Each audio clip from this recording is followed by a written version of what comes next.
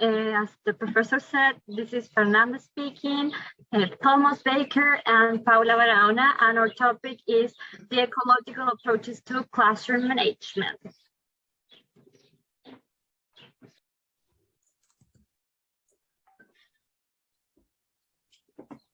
Thank you, Fernanda. As a way of introduction here, there's like one major point, one principle that Kounin came up with here. His entire idea can be boiled down to the idea that it is easier to manage behavior, to prevent behavior problems by preventing them rather than dealing with them after they have occurred. And his instructional management is designed to do exactly that. He's come up with some principles that you can use within the classroom that we've got here in different ways to look at. His first point is accountability.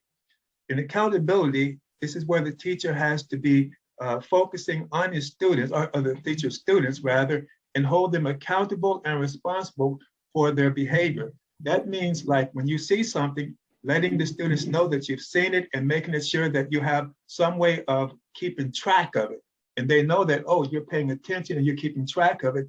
And that accountability is important for them, not just to say something, but don't keep track of it. Next, he has this principle called dangle and truncation. Dangle is when a teacher starts an activity and leaves it hanging in midair.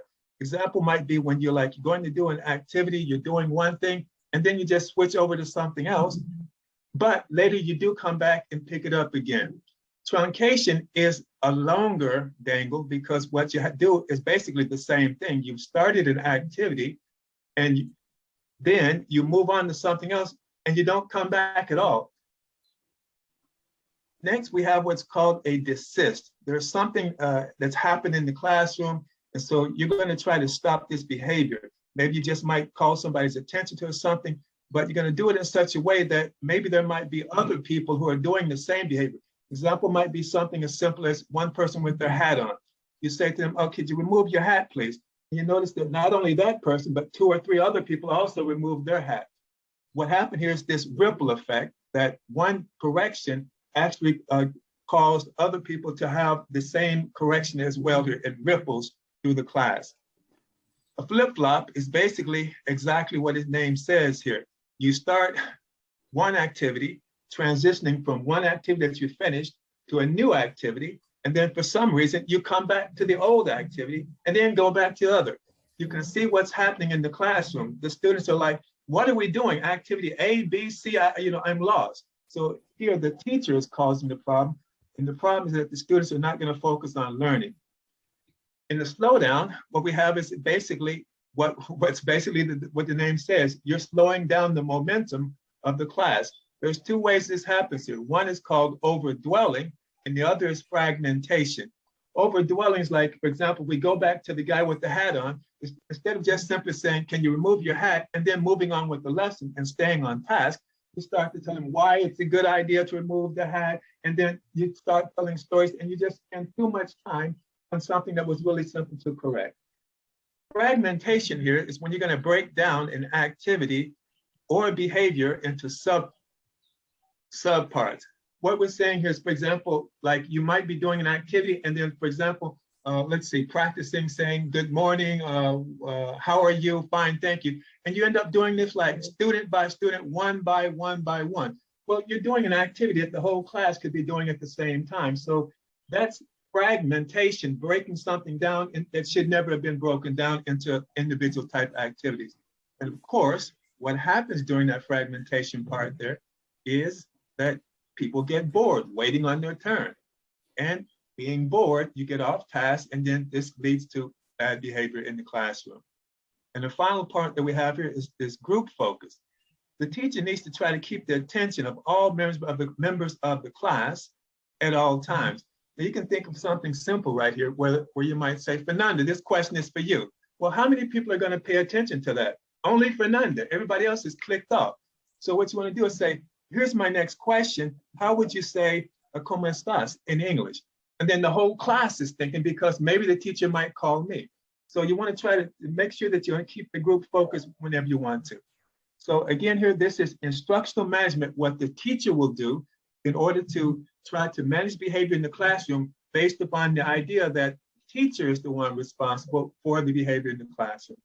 Fernanda, that's mine. The next part is for you, please.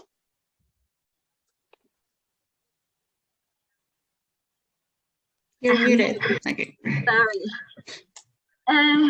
Jerkiness, the lack of the lesson smoothness and momentum, because as you know, there are parts of the lessons where we try to make jokes and that's very important, but sometimes students tend to mock of that or make inappropriate behavior. So you have to correct that and be careful with that. The lesson and group engage at the appropriate pace, because as we know, sometimes we as teachers are really anxious and we don't give appropriate time for students to answer the activities. So how can you prevent this? Being careful with the students, asking questions, because as you know, we believe they are okay, or they are going to say that they are okay, but they aren't at all. So you can prevent that by self-monitoring or watching students, which is very, very important.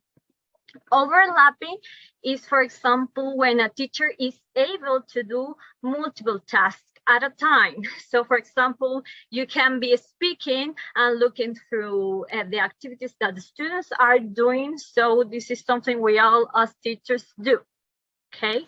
Association. For example, this is something that happens to me sometimes because, for example, I have high standards for my students. So sometimes I prepare too many activities. And then when I try to link that, for example, to the learning outcome, a student says like, okay, yes, it's okay. So they answer whatever they want, but it's not the appropriate because I have prepared too many activities. So you can, you have to be really aware of what you expect from your students, and the activities have to be short and not too many. It's better to be them to be quality than in having many activities that are unpurposeful. That's the word.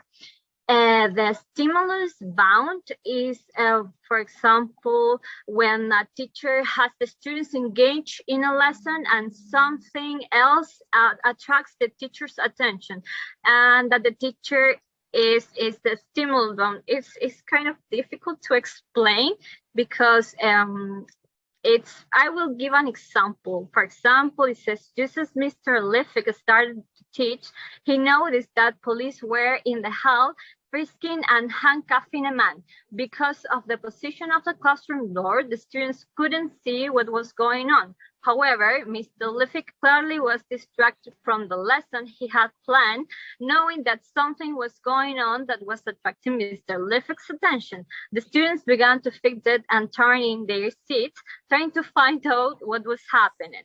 To avoid becoming stimulus bound, a teacher needs to recognize its negative effects and make a genuine commitment to maintaining the instructional focus. So we experience this at classrooms every time. So it's very important that we speak briefly of what's happening. It's okay to be distracted, but okay, let's move on. I think that's very important. And according to Kounin, you can propose that by doing that. The trust. A teacher sudden bursting in on student activities, because this is related to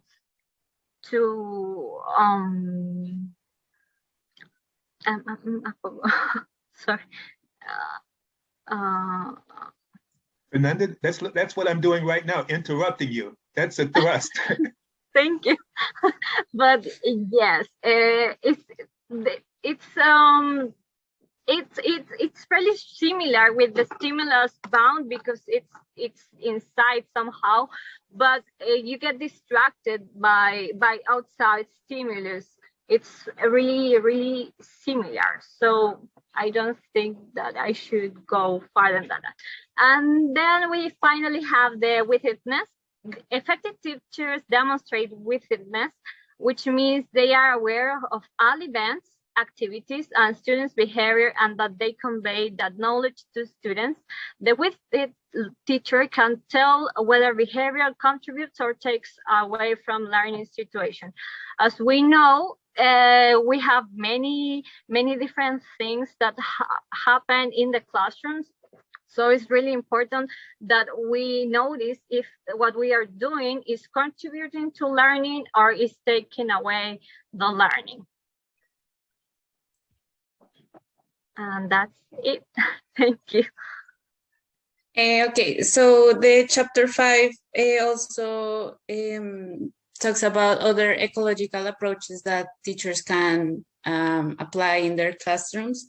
And these models are built on the social and emotional learning of the students and the resulting changes in the classroom.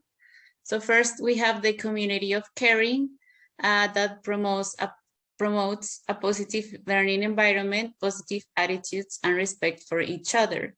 So this approach is especially focused on combat violence, bullying, and cheating. And this can also be associated with school-wide approach because it's the whole school. So the community, the teachers, the parents are all involved in this community. We have the Boy Scout of America, Learning for Life.